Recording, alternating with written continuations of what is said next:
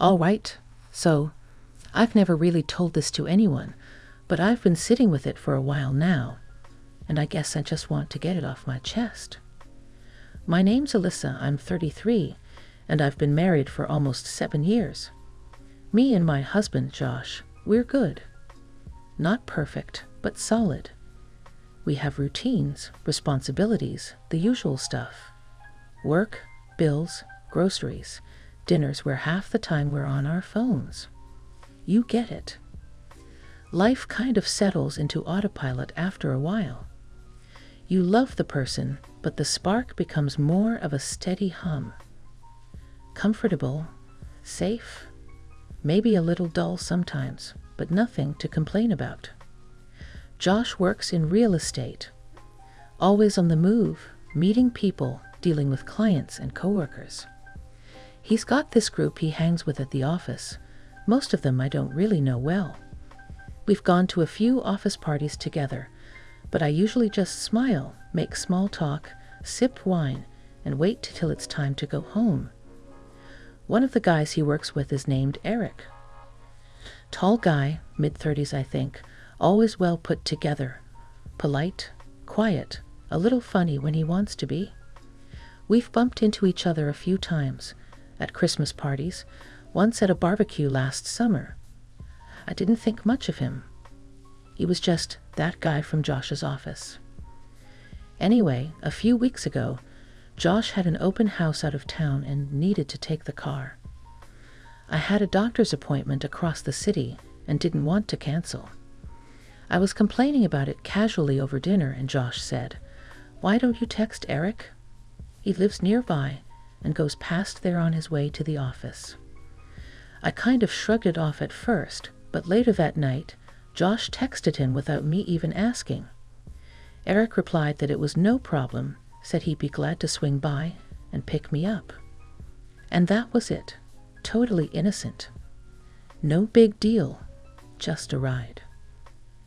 I had no idea that ride would end up sticking in my mind the way it did, or that something about it would change how I looked at him, or at myself. So after that first ride, nothing really happened. He picked me up on time, we made small talk, got through traffic, and that was it. He dropped me off, said, "Take care," and went on with his day. Totally normal. But it wasn't just the ride that stuck with me. It was the way he talked to me. Or maybe more how he listened. I don't know. It's hard to explain without sounding like I'm exaggerating. But it was subtle stuff. Like when I mentioned the construction near my doctor's office, he asked if it made me nervous driving through all that mess alone. When I said I was behind on laundry, he joked about how his own washer sounds like it's going to explode. Stupid little things, but he actually laughed, not in that fake polite way people do. He was present. That's what got me. He wasn't looking at his phone, wasn't cutting me off. He looked right at me when I talked, and for some reason I felt heard. After that ride, I thought about him more than I should have. Not in some wild fantasy-type way, just little flashbacks. The sound of his voice, how calm he was, how easy the conversation felt. I'd find myself comparing it to the way Josh and I had started talking. Or not talking, really. Our dinners had turned into background noise. Sometimes I'd say something and Josh wouldn't even look up. It wasn't cruel, it was just default mode. Like we were always halfway distracted by something else. And Eric wasn't doing anything special. He wasn't flirting, he wasn't trying. But that's what made it worse. He didn't have to try, and it still felt more intimate than most of my recent conversations at home. I didn't say anything to Josh, obviously. I didn't even tell myself what I was feeling. I just kind of sat with it, assuming it would pass. But then it didn't. It was maybe 2 weeks after that store moment, and things were still normal on the surface. Me and Josh were fine, I guess. Nothing had changed, but that was kind of the problem. We were still just going through the motions. Work, dinner, sleep. Even our conversations started to feel like background noise. I'd be talking and I'd realize halfway through that he wasn't really listening. Not intentionally ignoring me, but just checked out. So when I had another appointment across town and the timing didn't work for Josh to drive me, he offered again, without even asking me, "Want me to ask Eric?" I remember hesitating, like maybe I should say no. But I didn't. I just nodded and said, "Sure, if he doesn't mind." Josh texted him, and 5 minutes later, I got the message. Of course. Happy to. So that Thursday afternoon, Eric pulled up in front of the house again. I got in, buckled up, and it felt weirdly normal. We made a little small talk at first. How's your day going? Traffic's a mess. That kind of thing. But there was this underlying tension that wasn't there in the earlier rides. Like we were both aware of something that hadn't been said out loud yet. I caught myself glancing over at him more than once, and each time I did, I noticed something new. That day he had his sleeves rolled up, forearms out, one hand gripping the steering wheel, the other casually resting on the center console. He wasn't doing anything special, just driving. But it hit me hard. I looked at his arm, how defined it was, how his fingers flexed slightly when he turned the wheel. I looked at his profile, jawline, a bit of stubble, eyes focused on the road, and I realized I was staring. Then I swallowed. Literally. My throat went dry, and I felt myself need something in a way I hadn't felt in a long time. I didn't even try to hide it. I just looked at him and thought, I want you. Not maybe. Not eventually. Right now. Sitting in that car, with nothing between us but air, I wanted him in a way that was almost physical. Not just some passing curiosity. It was real. It was full body awareness, and it made my heart start beating faster in my chest. He didn't look at me, but he had to have felt it too, because he suddenly adjusted his hand on the wheel, cleared his throat, and said, "We're making good time." I nodded, trying to sound normal. Yeah, surprising for this hour. Another 5 minutes passed. Quiet. Radio playing low. And then, out of nowhere, rain started. Not just drizzle, full-on downpour. It hit the windshield hard, making that drumming sound that fills your ears. Visibility dropped fast, and Eric slowed down, turned on the wipers, then pulled into a small gas station lot to wait it out. He shifted into park, but left the engine running. We sat there in silence, just listening to the rain hammering down.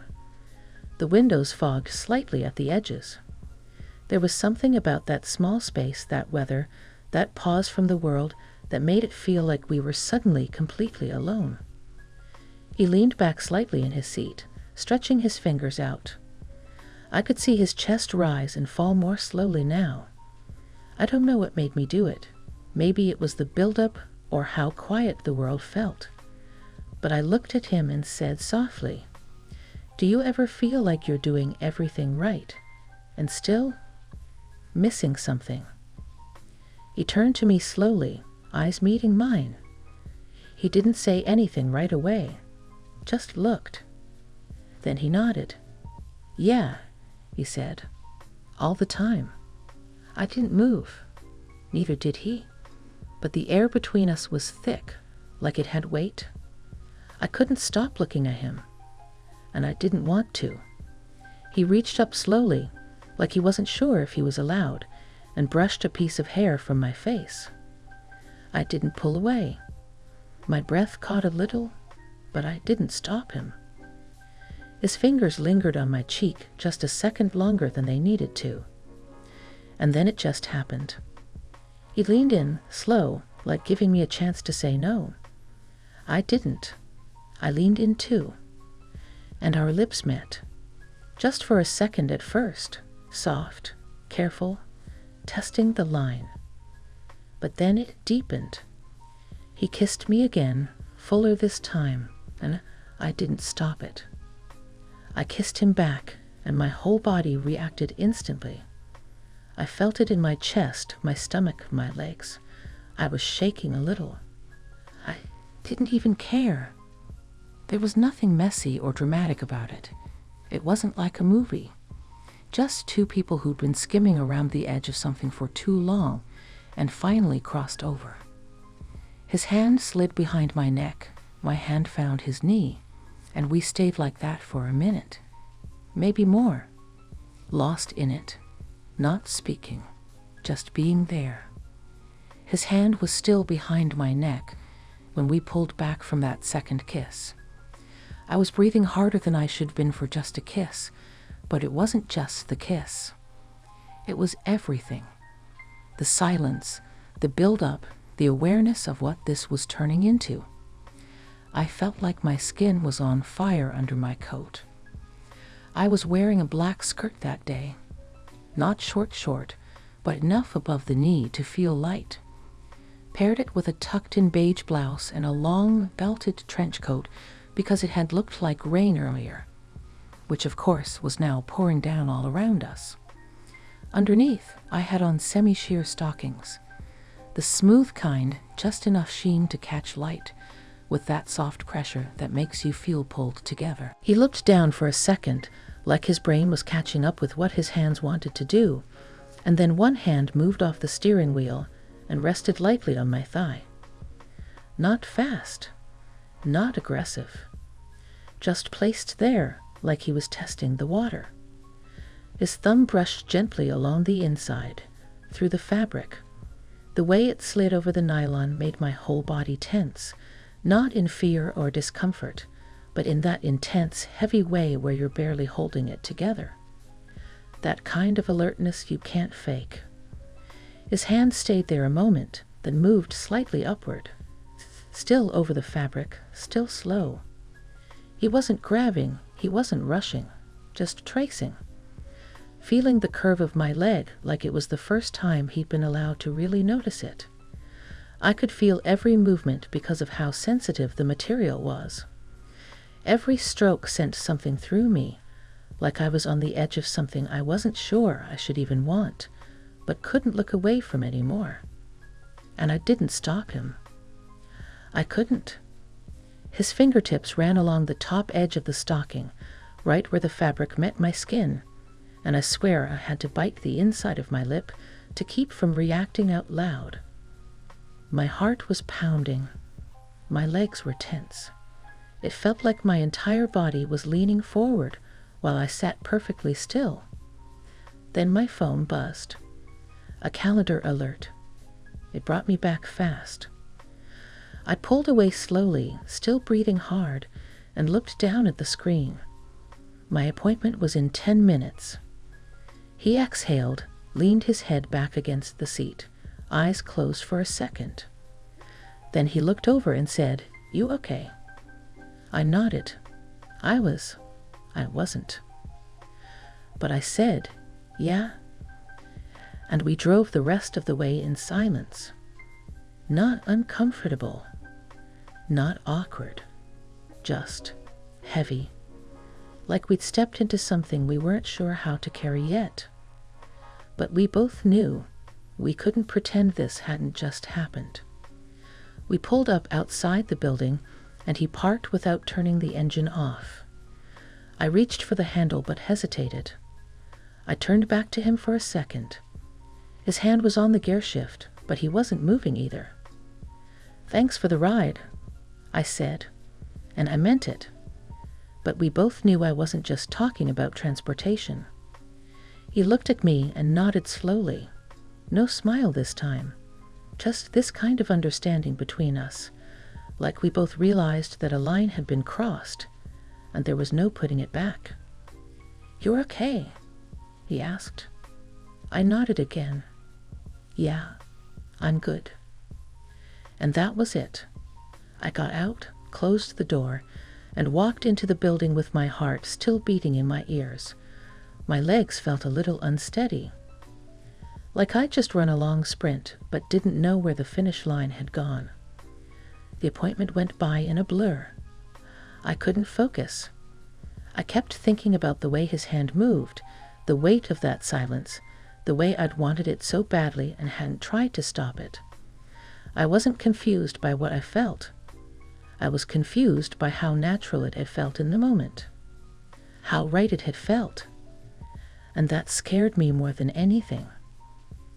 Later that evening, when I walked back into the house, Josh was in the kitchen heating up leftovers.